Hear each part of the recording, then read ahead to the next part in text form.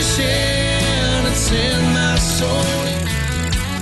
Welcome to the Salt Strong Podcast, disrupting fishing entertainment as you know it. Prepare to laugh. Prepare to get to know fishing legends in a whole new and unfiltered way. And on occasion, you might even learn a thing or two about fishing. Here's your host, Joe Simons. Like diamonds. Hello, Salt Strong Nation. Joe Simons. Like Diamonds got a whole crew here, a fantastic and great looking crew. And we're going to be talking about 9 kind of weird, unique creatures, animals, whatever you want to call them, types of wildlife that if you see it around your fishing spots or areas that you are scouting, you should absolutely stop what you're doing and fish that area. This came about on a prior podcast. We were talking about things that we like to see when we're out there that are kind of dead giveaways for really good fishing spots. And we're like, let's do a whole podcast on this. So you guys ready to do this? Richard, Tony, Austin, Wyatt, Luke? Yes, sir. Oh, yeah. So I will start sharing my screen for those of you who are watching. You will be able to see what we're doing here. And number 1, oh, dog, that's not it. Oh, I just ruined it. Oh my, there. Number 1, raccoons. That's what happens when you're live. Now you know what one of the other ones is. So number 1 is a raccoon. Who wants to take this one? Why a raccoon in and around the water? I can chime in there. I always see them up on the shorelines, digging around for crabs or shellfish, whatever it may be. They're looking for easy meals right along the shorelines, especially down here in Florida where we have the mangroves. I'll be fishing the shoreline and I'll see a raccoon just come out and just start, almost tinkering around with his feet, trying to spook up something off the bottom. And I usually find redfish around those areas too, because they're pushed up close to the shorelines, pretty much eating the same things that those raccoons are looking for. And they're also stirring up the bottom. So if there aren't fish there now, there's a good chance a fish may come check it out after that raccoon's gone, because they've just stirred up the area.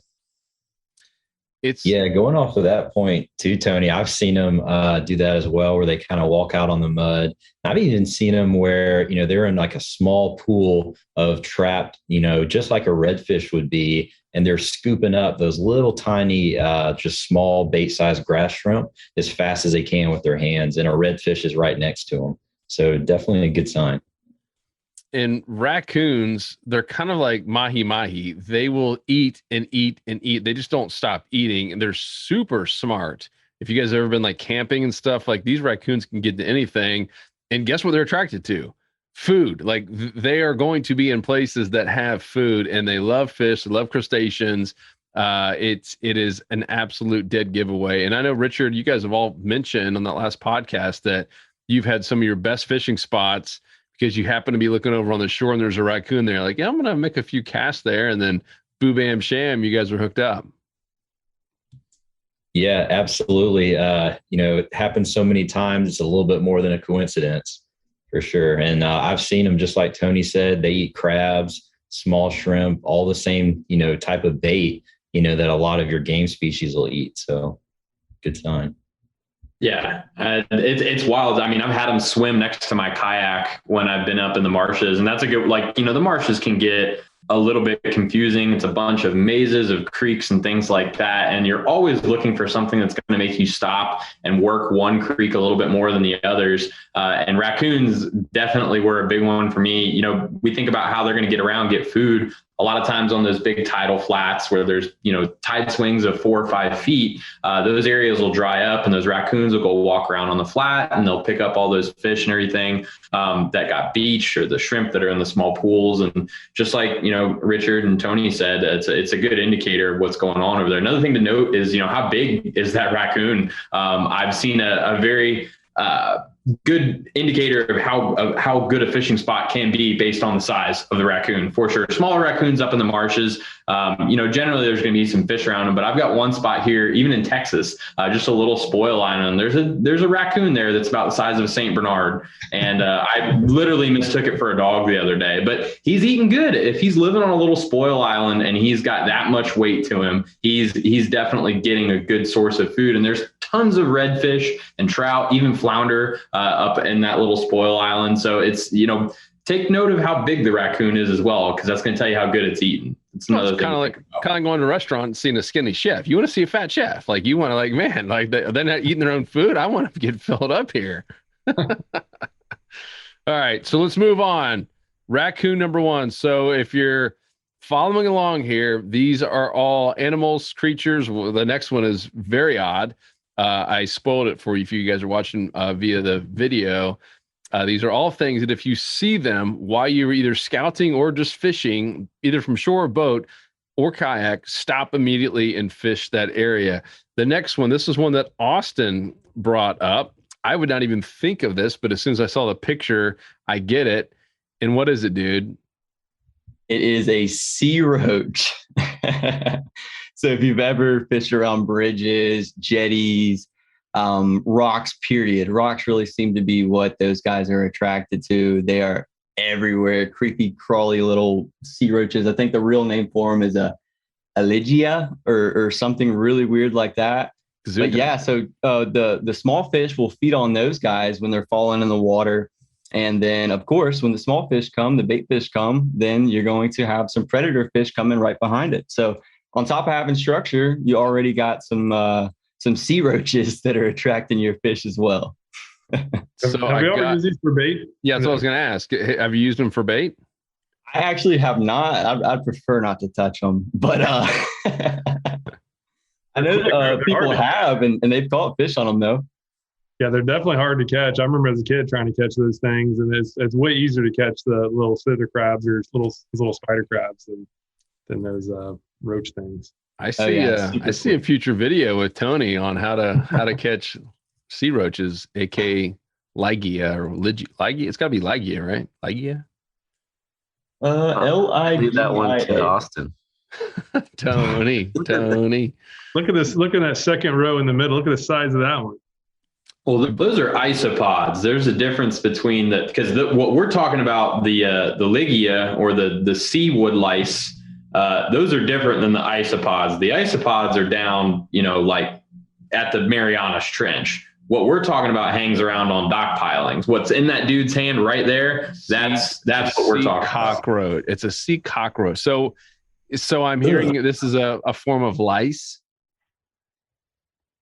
I guess. Yeah, it's a type. It's literally scientifically a wood louse or wood lice. Like if you look it up, that's what it is. I mean, they're closely related to wood lice. It's disgusting.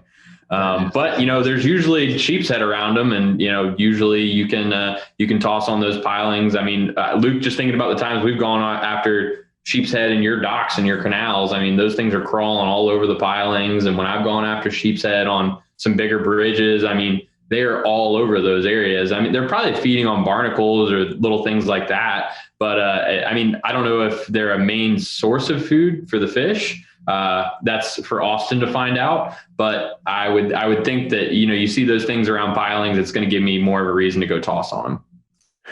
It sounds like somebody's going to have to do it. I might have to go put it to the test and put my money where my mouth is, huh? Don't put it in your hair. Have you guys ever had lice before?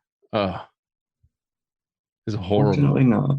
My whole family had it. So good news, my wife only listens to like the unchurched episodes, not these other Salt String episodes. And like, she was like sworn to secrecy. You can't tell anyone. That was like last year.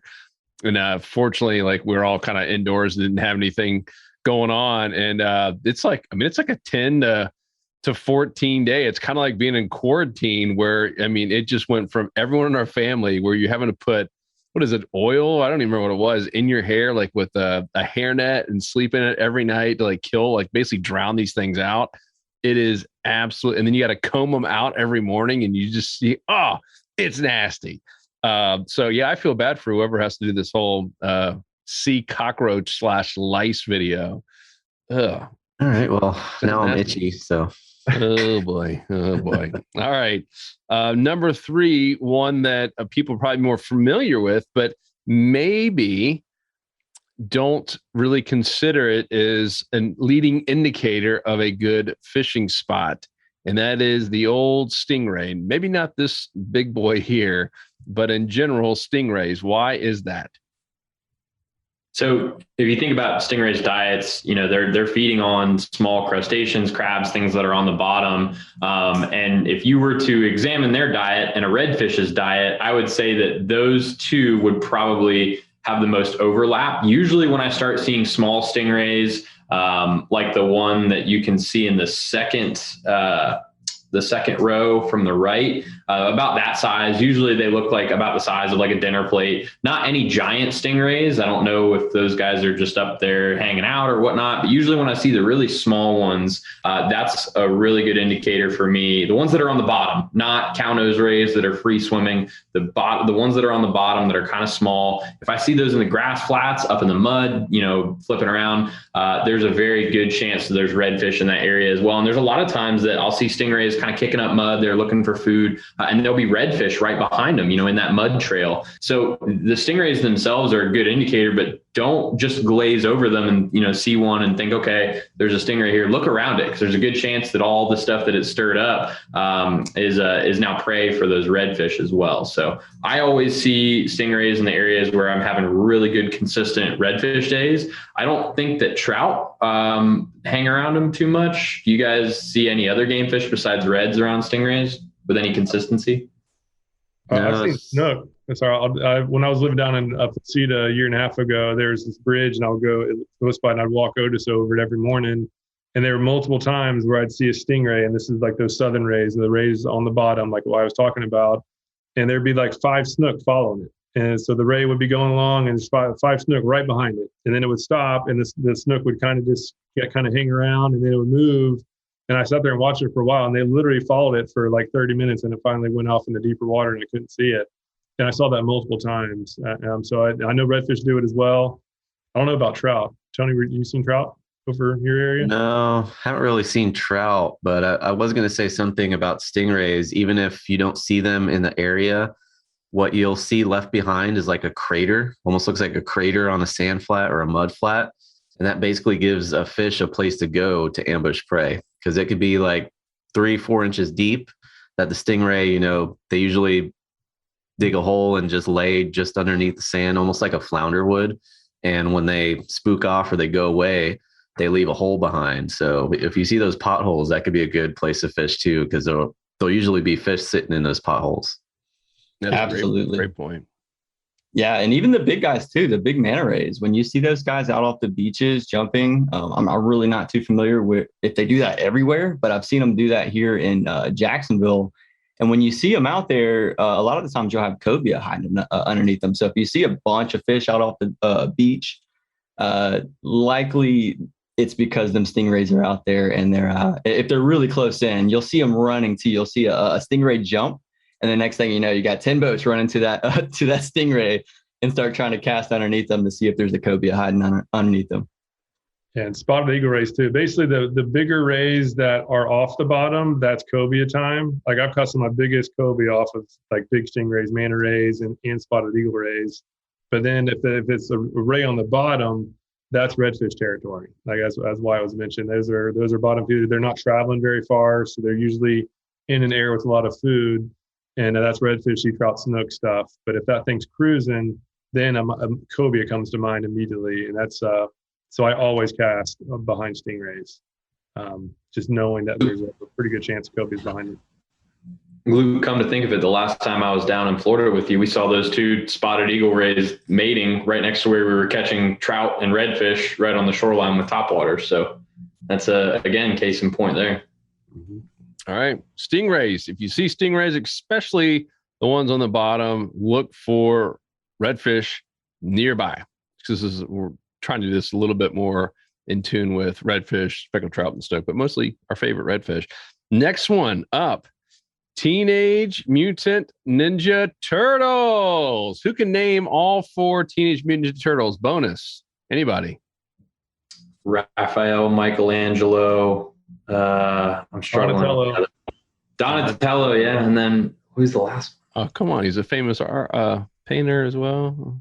That's Michelangelo, isn't it? No, Leonardo. Leonardo. Right. Heroes in a half shell. Turtle power. Come on, guys. Who's with me here? Jeez. Been too long. Oh, man, not for me. young kids, I'm watching that stuff every week, bringing back the old, like that. And the original Karate Kid, man, kids love that. We watched Harry and the Hendersons and the Keys. Just speaking of just great all-American flicks and TV shows, man. You guys remember that one, Harry and the Hendersons, where they bring the Bigfoot home? Tangent alert. Tangent alert. My little daughter was dying laughing.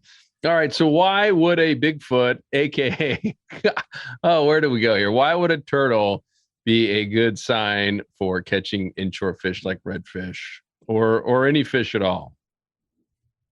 Well, one of my best spots when I was living over in Melbourne and doing tournaments for big trout, it was little, like the sea turtles. That shell was about like maybe a foot in length at the longest length, and those little small turtles would be on a grass flats near Sebastian Inlet, and those areas had the biggest trout. Like that was literally our spots, and every time, like when it got on a good bite, those little turtles were around.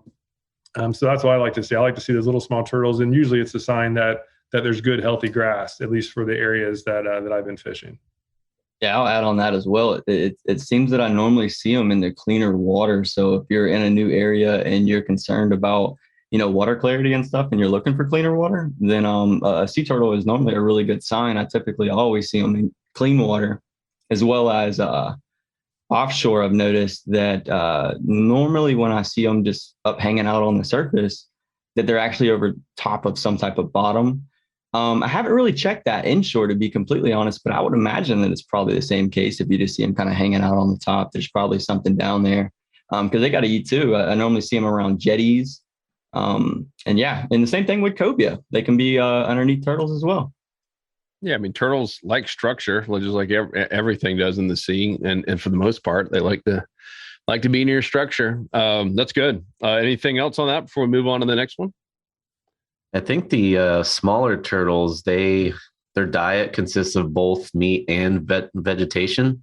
Then when they get older, I believe it switches over to just vegetation. So if you see those smaller sea turtles, usually eating probably bait fish and things like that, which obviously the other predators eat.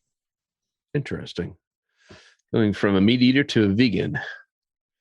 Yeah, I mean, we talk about different types of wildlife, but there's different types of grass too. And there's definitely grass that I prefer for trout. I know Luke touched on this, but if there's certain grass that I can find, I don't know exactly, it might actually be called turtle grass, but there's a type of grass that I tend to find like really good numbers of trout in. Just you look at the back of a speckled trout, their back is literally meant to like mimic blades of grass as they're kind of laying in it. And usually those smaller turtles, like we've said, I always see them hanging around that good grass. I don't know exactly what that grass is called, but it's always like really good for trout. So I'll have to add another one to that in terms of the good grass. That's awesome. That's great intel.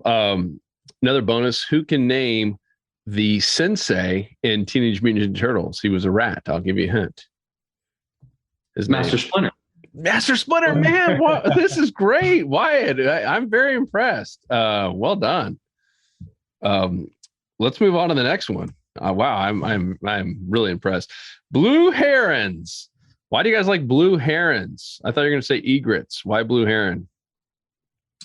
So I'm I guess the bird nerd on the call, as well as the Teenage Mutant Ninja Turtle nerd. In terms of, egrets versus herons, we look at what their diet's going to be. Usually the egrets are a little bit smaller. Those herons are after larger prey items. We'll see them even eat like big mullet, like the hogleg mullet. And generally we get larger predators after larger bait fish. So when I see a blue heron, and they typically don't hang out together either. They're kind of isolated, solitary animals. So when I see a couple of them stacked up on a shoreline, you'll see, generally a lot of game fish in that area, because those birds don't like being around each other, but they'll tolerate each other enough if there's a good source of food that they can all kind of get involved on. Egrets seem to be a little bit more okay with each other. So you'll see like big flocks of egrets on sandbars. And that's a good indicator as well. I'm not going to, dog on egrets, but when I see herons, that's generally a good indicator for me. Also, I can see how deep they're standing. I use them as depth indicators as well on a shoreline because they're a little bit taller than the egrets, and they'll go out a little bit deeper for food. So I can tell, generally based on the size of a heron's body, how deep it is, and if it's feeding on something. It just gives me a little bit more data about the area that I'm fishing. But what I really like to see is a couple of blue herons in one concentrated area, because they don't like hanging out with each other. And if you see them, together feeding, there's a good chance there's a lot of food in that area for them. Yeah. And they're incredibly patient, right? So if you had the patience of an egret or any kind of bird, and you had super thin legs and you like fish and crustaceans, what would you do? You'd sit there and wait in the water until they came right up next to you and pluck them out. It's right. I mean, they sit there like a statue, sometimes for like an hour, just patiently waiting. Such cool birds. I think we could learn from them on that, actually. That's they're quiet and they sit really still for a reason, because they don't want to scare the fish away. We got to do the same thing sometimes. Ooh, that's real cute, Austin. Real cute. So Wyatt, you don't take why doesn't need anything? Doesn't need a compass, isn't a depth finder, doesn't need to know any, he didn't need a watch. He's got his little hand puppet thing for the sun. Hey, it's about 2 feet deep over there, according to that blue heron. Exactly. You use what nature provides, Joe. I don't need any fancy depth finders or anything like that. I've got blue herons on the shoreline. Yeah, I definitely like the wading birds more than like the pelicans. I know that's always just a way better sign of good fish. I like the egrets. Just because they're so much easier to see. I agree that the blue herons are probably better, but those egrets you can see from so long. They're bright white. And at least around here, they're usually in front of like mangroves, like a darker backdrop, so you can see them from forever away. Tony, what do you think? You like seeing herons? Yeah, I didn't know the difference in names and all that, but whenever I see a long-legged bird standing in the water, there's usually fish around. They're plucking things out of the shallows. So wading birds are definitely a must. Well, we got a bird nerd on our team now, so you can ask him anything you want. Speaking of bird nerds, this next one is right up Wyatt's alley as well. So we're going to move on to the next one, a rosette. How do you spell the thing? Spoon. I think it's ROSEA. ROS. There it is. Yeah, there you go. Right up. I can't even spell the thing. So I'm guessing if you guys are listening in, we're looking at a picture of this rosette spoonbill. It's pink, which I'm guessing means it's just eating shrimp all day long. Talk about this, Wyatt. You don't see these very often, at least not in my neck of the woods. Where are you seeing these bad boys?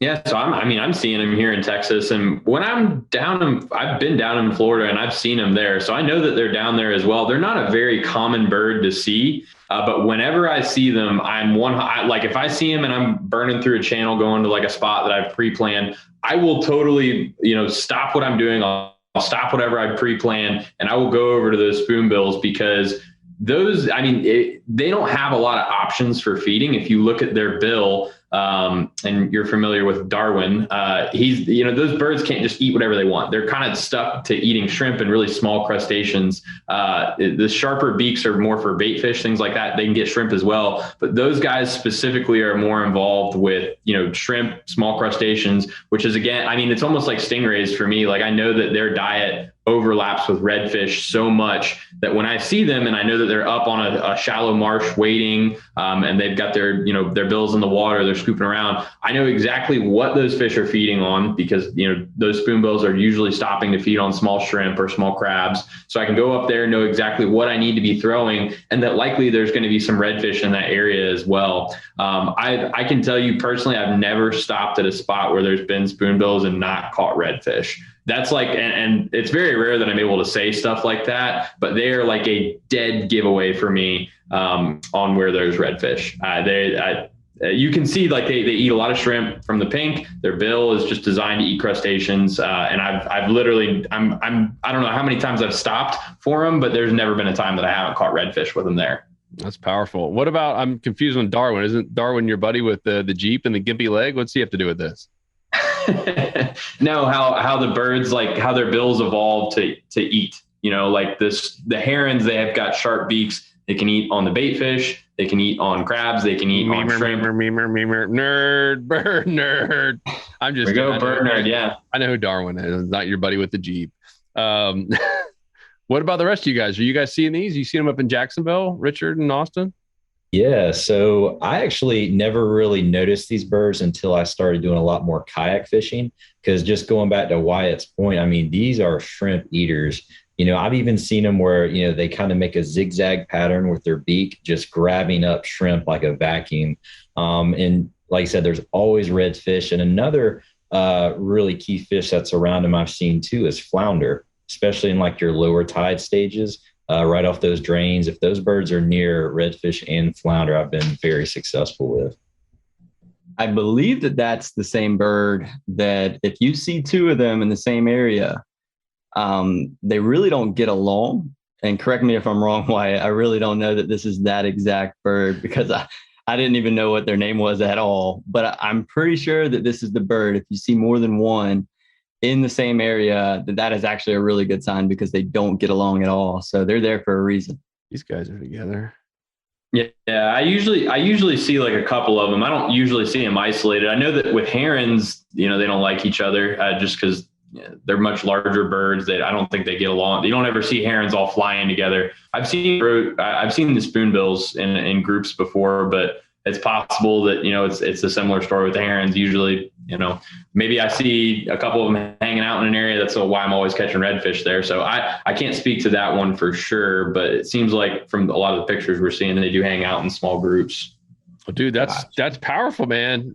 White says almost 100% of the time, if not 100. That's, guys, if you see one of these things, fish it. Tony, you seen them in the lagoon? Luke in Tampa? Yeah, they're all over the place here. I call them marsh birds. They're always in the marsh areas, really shallows, again, going after shrimp.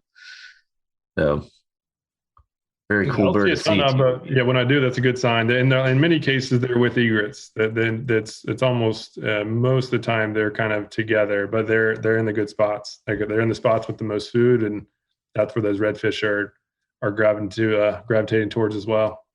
Cool. All right, let's move on to the next one. Speaking of something that likes food and always seems to be around really good fishing spots is alligators and their distant cousin, the crocodile. We've posted that video down in way south in the Everglades. And it was probably the best fishing spot of the entire trip. And it was loaded with crocodiles who were sitting there eating food just like we were trying to catch. What are your guys' thoughts? Because we got gators that are now moving into salt, and you got crocodiles that are even down in Florida. What's been your experience? So I've covered quite a bit of shoreline down in Mosquito Lagoon, Banana River, Indian River, central east coast of Florida, and those areas are loaded with gators. But sometimes you can go miles without seeing one, and there have been quite a few trips where I do go, 2 or 3 miles down a shoreline, not seeing any signs of life. And I'll notice an alligator's head sticking up out of the water. And when I get closer to that area, I start seeing bait fish. I start seeing just more activity and start catching redfish. And I was actually fishing, I think this was a week or two, or about 2 weeks ago. I was on a school of black drum, and there was a gator laying on the bottom that spooked the whole school. I mean, they almost jumped out of the water when that gator came up. So if there's a gator around, I usually find fish.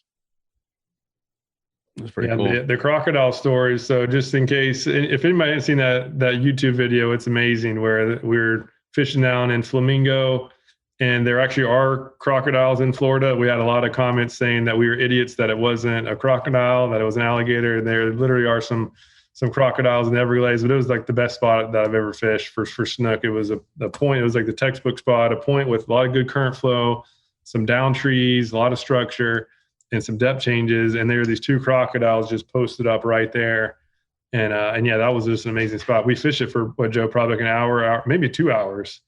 And we're catching snook the whole time. And those crocs end up coming close to the boat, as you'll see, or as you saw in that shrimp rigging video. It was an amazing day. Yeah, we caught quite a few different species. What about you, Wyatt?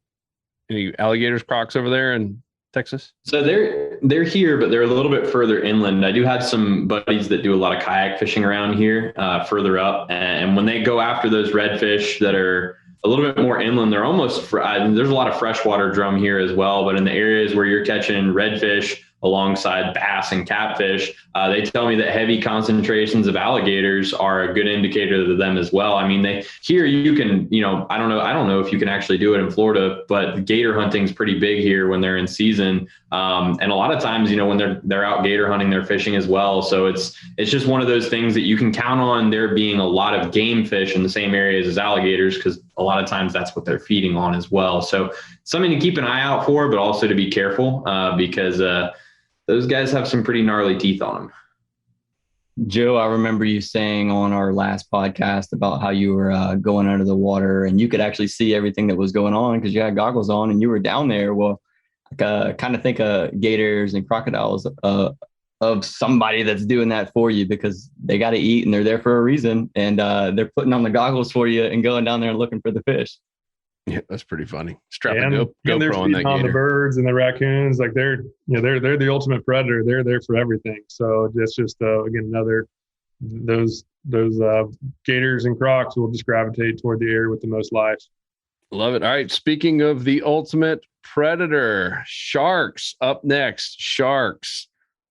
This one is I don't know. This one, I don't know if this is going to make the list or not, but it definitely is because I think a lot of people have a misconception about sharks. And hey, I'm fishing in a different area if I'm just trying to catch sharks. But to all your guys' point, I mean, you got a predator like this, they want to be around food, not in a dead zone. So who wants to talk about sharks and specific types of sharks when we're talking about inshore saltwater fishing and redfish? Yeah, let's take great white off of there. So you don't want to see great white.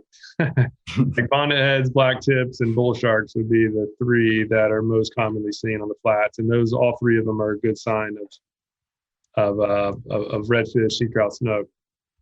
I'd say all the sharks that are under 4 feet in length. If you see a shark that's bigger than that out on the flats, I'd probably get out of there.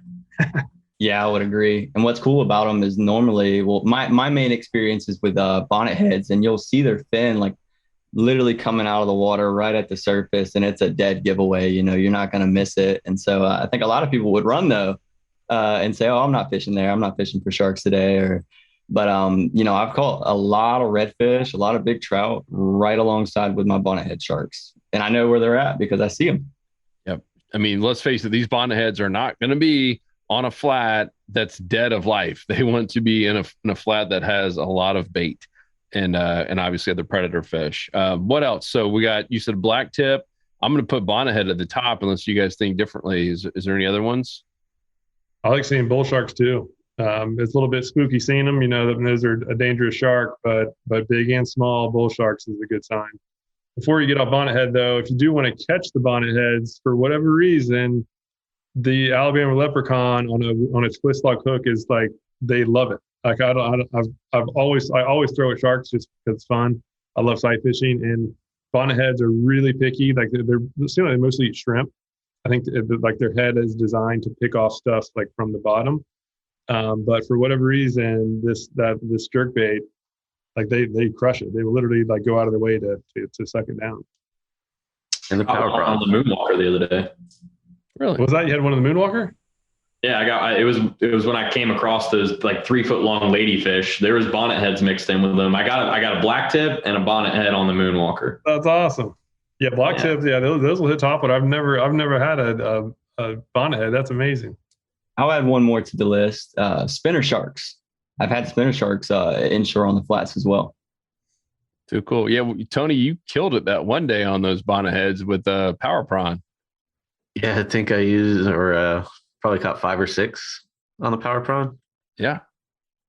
Still held up, only on one. That was wild. Sprayed a little Dr. Juice for added shark attractant. That's cool. All right, sharks. The next one. This is definitely a very odd but very cool creature. Only about 25,200 in the entire country right now, although a fast growing population, very good looking and attractive. does like to eat 3 meals a day. And I'm talking about Salt Strong Insider members. And we were obviously having a little bit of fun here, but we were talking about just odd creatures and things that we like to see. And it's other fishermen, but in particular, Insider members, because they're armed and dangerous with the 90-10 rule, meaning that 90% of all feeding fish are in 10% of any area at any given time. And we're teaching that every single week. Even like right after this, we have a live call that we do every week with our members to literally show them where they should be fishing every single weekend. And then Friday, we recap it in 10 minutes and get on a little satellite map and show you exactly where to fish every week. So if you see a Salt Strong member, you should probably remember, hey, this guy or gal probably knows what the heck they're doing and would probably have a very distinct advantage. And they won't bite either, right? Most you guys. The safest of all of the items we talked very about. Safe, very nice. So that's 9, but we have some bonus ones too. That was kind of a fun one. Who said it? Was it loons and dolphin? Those are other 2 that were kind of on the list. Who wants to take those? Yeah. So loons are actually one of my favorite to see, and kind of by default, I found how important these fish were. And it's usually been when I have been on a hot trout bite. I'm talking about every single cast to a hole. Then all of a sudden I would see a loon pop up, and what they're doing, these are all diving birds, and they're really big finfish eaters, and they'll come up with big mullet, things like that. Even seen them eat some menhaden and things like that as well. And one of the things, if you see a loon, it can throw you off a little bit. So if you see this huge wake underneath the water that looks exactly like just a monster overslot redfish wake, it can throw you off, and you can think it's just a monster redfish, and then a little head pops up and it's a loon. But that's typically when I've seen them. So if I ever see a loon that's diving straight down, I'll throw like right next to that thing. Don't hit the bird, but pretty close, because there's some fish underneath. And a lot of times it's some probably a pretty sizable school of trout is what I've noticed. Yeah, I'd say that's spot on. I've definitely seen them do in the wake before as well, and it definitely threw me off. But yeah, that was spot on, man. What about your little bird friend, Luke? The old I was about to say I call them water turkeys, but cormorant I think is the proper name. But cormorant they have like a little bit of a hooked beak, and then a similar bird called the anhinga or something like that. It's like a pointy nose, but they're both diving birds like this. And yeah, they're usually in pretty good spots. They're in spots where the bait fish are, which again attract. In many cases, I see those around trout spots. Not so much redfish unless they go up super shallow. In many cases, they don't like go up in the really shallows where the redfish most often are.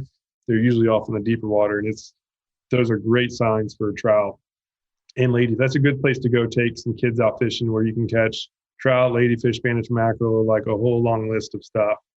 Because there's food there, and usually those deeper predators will be out there. Richard, for those listening, can you explain what a loon is? There might be some people who have heard the name but can't remember what it looks like. Yeah, so typically they look very similar to a duck, but their head is a little bit narrower, and they've got a very long beak that's actually pretty pointy. And I mean, they look, probably about the size, if anyone has ever seen like a green-headed mallard. They're about that same size, a little bit bigger. But man, they are usually on the fish. If you see them diving, there's some active fish underneath, guarantee it. Luke, what else floats? A duck. Very small rocks, pebbles. Roaches, apples. Any Monty Python fans will appreciate that. I figured Joe would throw that out there. A duck. A duck. Who is this wise man? Yeah, and just one thing, just public service announcement: don't feed the birds. Yes. Apparently, people must be feeding them over here in St. Pete, but a lot of my favorite trout flats are just kind of getting just wrecked, because you'll be floating down and there'll be like 4 or 5 cormorants, water turkeys, just all around the boat. And maybe they just figured out that, we can't, they're protected species. And I think they just figured out that, or maybe they just figured out that the boat will spook off the pinfish that they then go grab. But either way, they're becoming a big nuisance. This is when you're talking about here, Luke, this Anhinga, the snake bird, and he's got a pinfish. That's the pointy nose one, and basically the cormorant is very similar, but the beak is a little bit curved.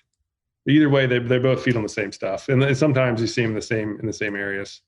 But cool. Yeah, all the wildlife don't feed them.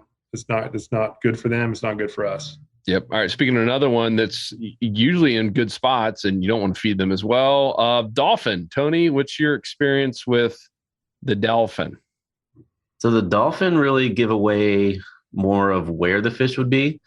Because what I've found when dolphins are patrolling like the edge of a flat or they're on the deeper side of a school of bait fish, those predator fish are usually pushed up super shallow on the other side of the school of bait fish where the dolphins can't get to them. So whenever I see dolphins, working the edge of a flat, I'll push up as shallow as I can get on that flat to look for fish.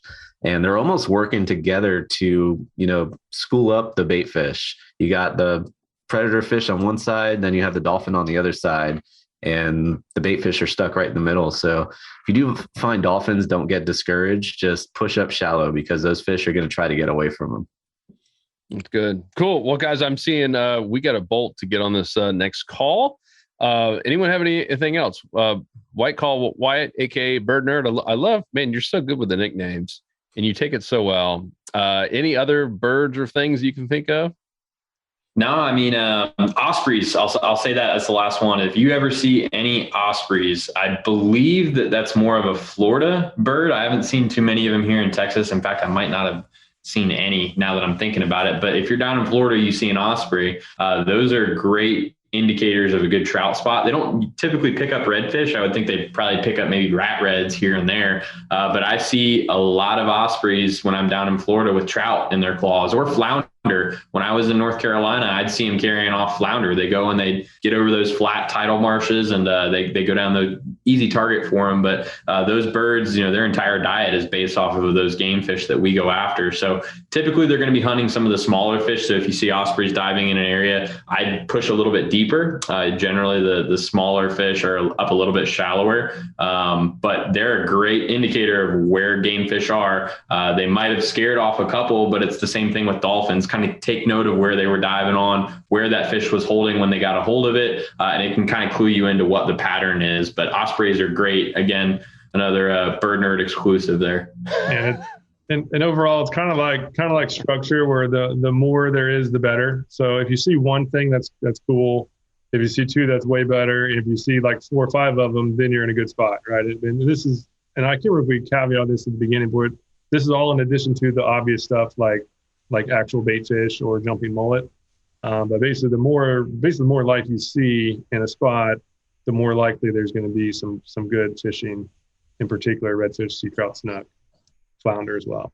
Yep. And that's what we're all about, is just giving you guys a little advantage here and there, the upper hand, if you will. That's what we all want, right? We all want to go out there and maximize our time, catch more fish, especially more inshore slams and more redfish, speckled trout, and snook, flounder per trip. And if that sounds like you, come and join us in the Insider Club. Like I said, we're about to get off and do a live coaching call. We do it for an hour every single week with all of our members or any members that want to join.